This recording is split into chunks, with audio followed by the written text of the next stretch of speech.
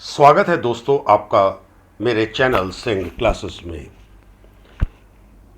आशा करता हूं कि आप लोगों को अभी तक उपलब्ध कराए मेरे व्याख्यान, मेरे लेक्चर्स पसंद आ रहे होंगे। मैं पूरा प्रयास करूंगा कि भविष्य में भी आप लोगों की अपेक्षाओं के ऊपर मैं खरा उतरता रहूं। आज हम लोग भारतीय अनुबंध अधिनियम की एक बहुत ही महत्वपूर्ण विषय के ऊपर बात करेंगे और वह है पक्षकारों की अनुबंध करने की क्षमता। इस संबंध में प्रायः ही परीक्षाओं में एक प्रश्न पूछा जाता है। एक अवयस्क दूसरों को तो बाध्य करता है किंतु स्वयं कभी भी बाध्य नहीं होता। चलिए पहले ये समझ लेते हैं कि अवयस्क होता कौन। भारतीय वयस्कता अधिनियम की धारा 3 के अनुसार यदि व्यक्ति ने अपनी उम्र के 18 वर्ष पूरे नहीं किए हैं तो उसे अवयस्क माना जाएगा। अर्थात जेंडर का इससे कोई लेना देना नहीं है, स्त्री पुरुष से कोई लेना देना नहीं। मुख्य बात क्या है? अपनी उम्र के 18 वर्ष उसने पूरे कर लिए होने चाहिए। यदि किसी कारणवश ऐसे व्यक्ति का संरक्षक न्यायालय है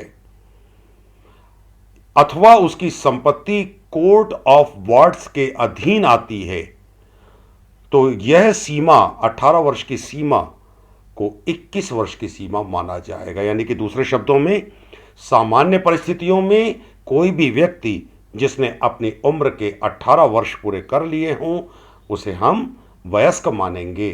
परंतु यदि उसकी संपत्ति कोर्ट ऑफ वार्ड्स के अंतर्गत आती है या उसको न्यायालय के संरक्षण में रखा गया है तो 18 वर्ष की आयु के स्थान पर 21 वर्ष की उम्र होने पर उसे वयस्क माना जाएगा। अब हम वापस आते हैं अपने अनुबंध अधिनियम पर। अनुबंध अधिनियम क्या कहता था कि कोई भी व्यक्ति जिसने अपनी उम्र के 18 वर्ष पूरे न किए हों, अर्थात नाबालिग हो। यहां नाबालिग में जब मैं बात 18 वर्ष की कर रहा हूं तो इसके अंदर स्वतः 21 वर्ष वाली शर्त शामिल हो जाती है। यानी कि कानूनन यदि कोई व्यक्ति नाबालिग है तो वह अनुबंध नहीं कर सकता। इससे यह प्रतीत होता है कि नाबालिग होना एक अभिशाप, एक कर्स बन जाता है किसी व्यक्ति के लिए। लेकिन वास्तव में नाबालिग होना एक अयोग्यता नहीं बल्कि अनुबंध अधिनियम के अंतर्गत नाबालिग को दिया गया संरक्षण है। इसलिए इस अधिनियम के अंतर्गत उसको अनुबंध करने की अयोग्यता तो दी गई, लेकिन साथ ही कुछ विशेष अधिकार भी दिए गए। इन विशेष अधिकारों के अंतर्गत नाबालिग अन्य व्यक्तियों को अनुबंध के दायरे में तो बांध सकता है परंतु स्वयं नहीं बंधेगा। तो आइए एक एक करके हम डिस्कस करते हैं कि कौन कौन सी वो विशेष अधिकार हैं जो कि एक नाबालिग को प्राप्त हो जाते हैं, या दूसरे शब्दों में कहा जाए नाबालिग के संदर्भ में वो कौन कौन से नियम हैं जिनका पालन करना, जिनकी जानकारी होना हमें आवश्यक है। अवयस्क के साथ किए गए सभी अनुबंध व्यर्थ हैं। नंबर 1, मैं पहले ही बता चुका हूं, अनुबंध अधिनियम के अनुसार कोई भी अवयस्क किसी भी प्रकार के अनुबंध में शामिल होने के योग्य नहीं है। बावजूद इसके अगर कोई अवयस्क झूठ बोल करके या कुछ भी करके अनुबंध में शामिल हो जाता है, अनुबंध कर लेता है, तो ऐसे अनुबंध को व्यर्थ माना जाएगा। यह एक सामान्य नियम हो गया। लेकिन अपवाद हैं, जैसा कि मैंने आपको पहले बताया, हर नियम की भांति, हर अधिनियम की भांति इस नियम के भी अपवाद हैं।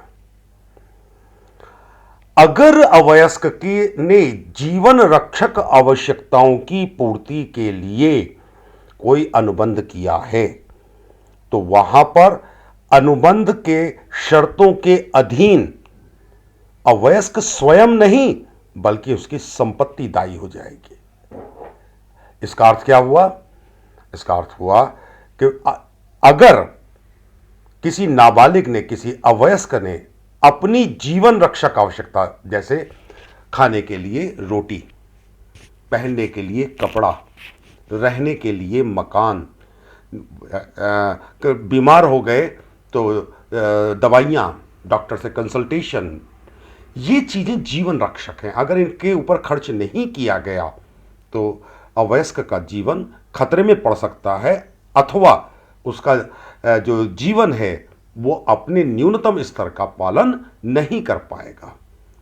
ऐसी दशा में यदि कोई नाबालिग इन आवश्यकताओं की पूर्ति के लिए कोई अनुबंध कर लेता है, अर्थात मान लीजिए रोटी खरीद लेता है, अपने मकान का किराया देता है, या दवाइयों का बिल दे रहा है, डॉक्टर का हॉस्पिटल का बिल चुकता कर रहा है, तो ऐसी दशा में हम नाबालिग को तो जिम्मेदार नहीं ठहराएंगे, लेकिन उसकी जो संपत्ति है उससे उसका बिल, उसके जो चीज़ों का जो बिल है उसको चुका दिया जाएगा।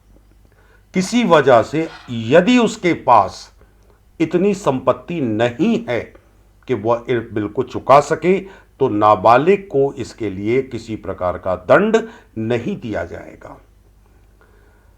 नाबालिग को अपनी आयु गलत बता देने पर भी कोई दंड नहीं मिलेगा।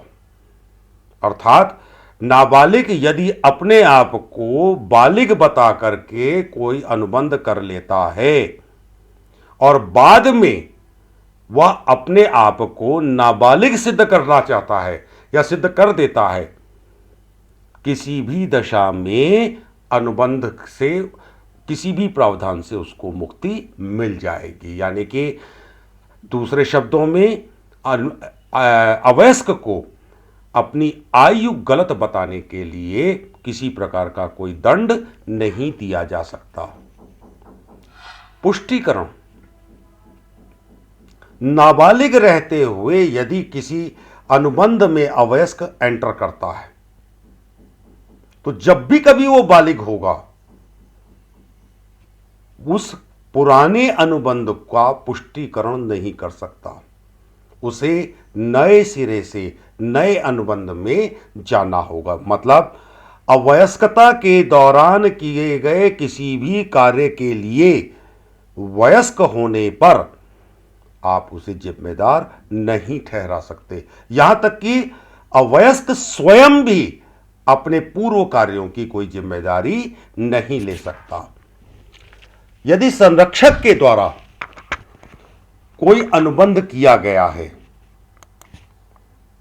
यहां पर ध्यान दीजिएगा, संरक्षक की बात कर रहा हूं मैं, यदि संरक्षक के द्वारा कोई अनुबंध किया गया है और वह नाबालिग के पक्ष में है, दोनों बातें हैं, तो ही वो मान्य होगा। मतलब नाबालिग के संरक्षक द्वारा किए गए अनुबंध वैध होंगे, नाबालिग उनके लिए जिम्मेदार होगा, बशर्ते कि अनुबंध से नाबालिग को लाभ हो रहा हो, हानि नहीं। ये ध्यान देने वाली बात है। जब तक बात लाभ की रहेगी अवयस्क को पूरी तरह से जिम्मेदार ठहराया जाएगा, लाभ ले लेगा, कोई दिक्कत नहीं। लेकिन जब बात आएगी कि हम कोई नुकसान को, किसी लॉस को बेयर करने की, अवयस्क उसके लिए जिम्मेदार नहीं ठहराएगा। चूंकि अवयस्क किसी भी प्रकार का कोई अनुबंध नहीं कर सकता, इसलिए अवयस्क का दिवाला भी नहीं निकाला जा सकता। बड़ी सीधी सी बात है। अनुबंध नहीं कर सकता अर्थात उसको किसी का कोई पैसा देना है ही नहीं, और प्रावधान के मुताबिक ले सकता है, यानी कि उसकी संपत्ति बढ़ तो सकती है, घट नहीं सकती। चूंकि संपत्ति में कोई कमी हो ही नहीं सकती, इसलिए उसका दिवाला भी नहीं निकाला जा सकता। फिर से वही बात आती है एक और, चूंकि अनुबंध अधिनियम के अंतर्गत साझेदार बनने के लिए अनुबंध करना आवश्यक है। यहां यह शर्त साझेदारी अधिनियम की भी है, अनुबंध अधिनियम की भी है। साझेदार बनना है तो निश्चित रूप से आपको अनुबंध करना पड़ेगा। चूंकि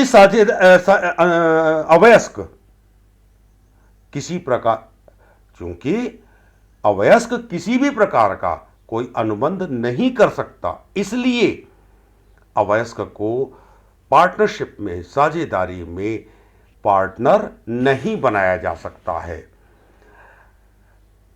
हां, अपने लगाए हुए हिस्से के बदले में यदि साझेदारों को कोई लाभ हो रहा है, पार्टनरशिप फर्म को कोई लाभ हो रहा है, तो उन लाभों में वो हिस्सा जरूर लेगा।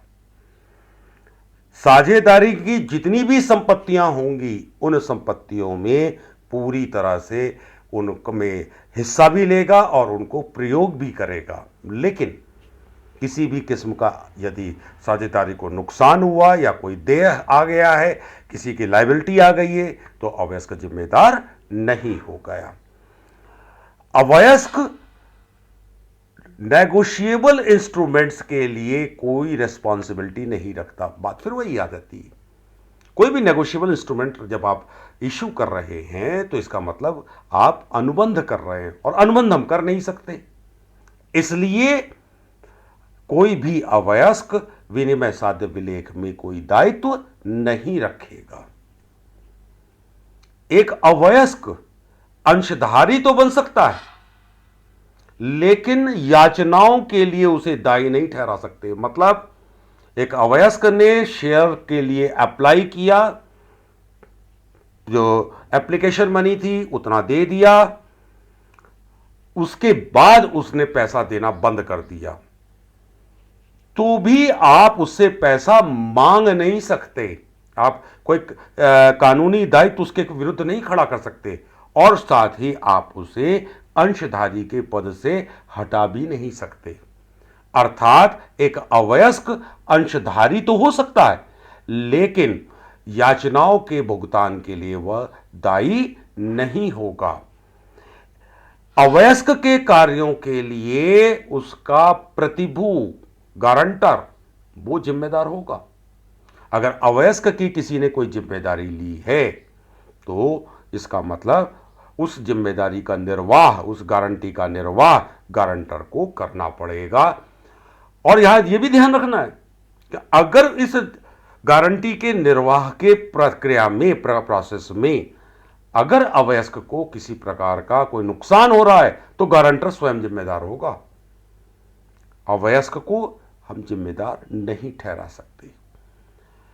इस सारे अपवादों को यदि सावधानी से, ध्यान से देखा जाए, तो एक चीज बिल्कुल निश्चित हो जाती है कि एक अवयस्क केवल लाभों में हिस्सेदार हो सकता है।